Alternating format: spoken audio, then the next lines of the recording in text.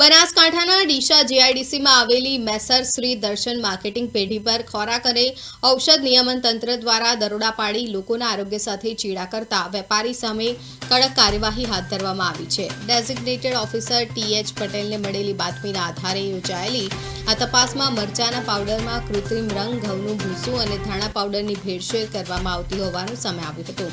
Food safety વિભાગની ટીમે સ્થળ પર પ્રાથમિક ટેસ્ટિંગ કરી ₹2.45 લાખની કિંમતનો 3571 કિલો શંકાસ્પદ જથ્થો જપ્ત કરાયો હતો.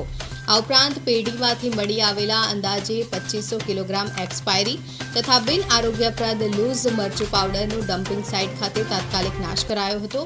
આમ કુલ 6071 કિલોગ્રામ શંકાસ્પદ જથ્થા સાથે કાર્યવાહી કરી સ્થળ પરથી 9 જેટલા સેમ્પલ લેબોરેટરી ચકાસણી અર્થે મોકલી food safety and standard act 2006 હેઠળ આગળની તપાસ શરૂ કરી છે.